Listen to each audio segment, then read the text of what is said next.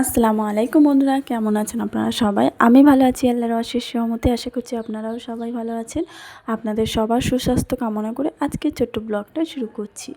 যেহেতু রোজার মাস, রমজান মাস, বরকতের মাস, তো সবাইকে জানাই রমজানের শুভেচ্ছা ও ভালোবাসা। তো সকালবেলা উঠেই বাবাইকে রেডি করিয়ে বাবাইয়ের পড়া চালু হয়ে গেছে। আর বাবাই 3-4টে রোজা করেছে, তো ওকে আর থাকতে দিলাম না, কারণ ওর পড়াশোনা সমস্ত কিছু, শরীরটাও উইক হয়ে যাচ্ছে, যেহেতু ও এখন অনেক ছোট। তো ভাবলাম যে না থাক। আর তারপরে ওকে আমি পড়তে পাঠিয়ে এখানে কলপারে বাসন ধুয়ে নিচ্ছিলাম। তারপর দেখলাম আমাদের পেঁপে গাছটা, যেটা অনেক পেঁপে হয়েছিল, সেই পেঁপে গাছটা হঠাৎই পড়ে গেছে।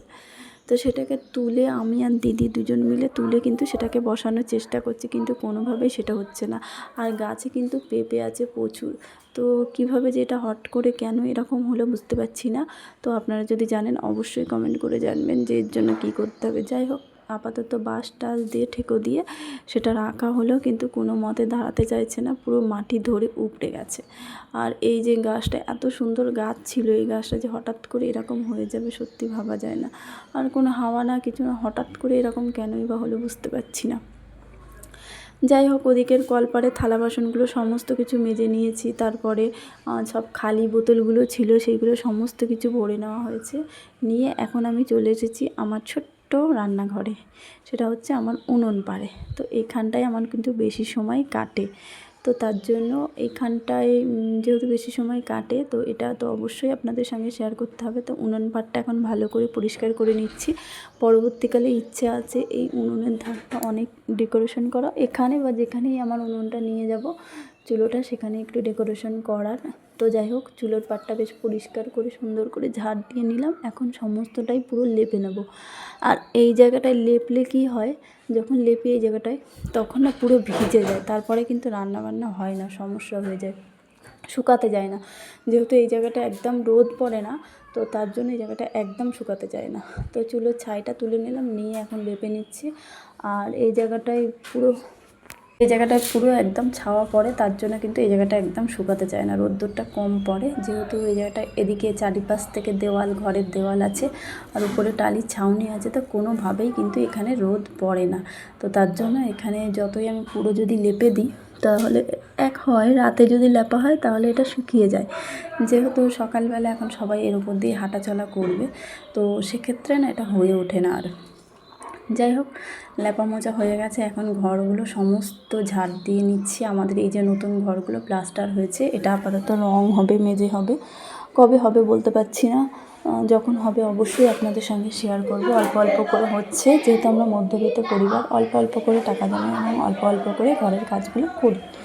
তো যাই হোক, এখানে সমস্ত ঝাড় দিয়ে নিলাম। আর এখন কিন্তু বালতি করে করে এনে পাইপ আমি কলে টাঙানোর চেষ্টা করেছি, কিন্তু কোনোভাবে পারিনি।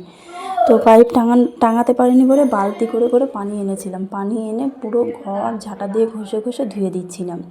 আর এদিকে উঠোনটাও পরিষ্কার করে নিলাম, যেহেতু পানিটা পুরো গড়িয়ে আসবে উঠোন দিয়ে, তো তার জন্য আগে উঠোনটাও ঝাড় দিয়ে নিলাম। এবারে আমি ঘরের মধ্যে বালতি করে করে পানি এনে ধুয়ে দিচ্ছিলাম। তারপরে আমার নন্দাই যাচ্ছিলো, তো উনি বললেন যে পাইপটা দাও, আমি বেঁধে দিচ্ছি। তখন দাদা পাইপটা গিয়ে কলপারে সুন্দর করে দড়ি দিয়ে বেঁধে দিয়েছিল। তারপরে কিন্তু আমি সেই পানিটা দিয়ে সমস্ত ঘর, দরজা, জানলা সমস্ত কিছু কিন্তু ধুয়ে দিয়েছিলাম। আর বেশ একদম পরিষ্কার হয়ে গেছিলো। আর আমরা ইফতারটা আপাতত এই ঘরেই খুলছি, আপনারা দেখতে পাচ্ছেন ভিডিওতে। সেভাবে দেখানো হয় না অবশ্যই, তো আজকে চেষ্টা করব আপনাদের সঙ্গে দেখানোর। আর আজকে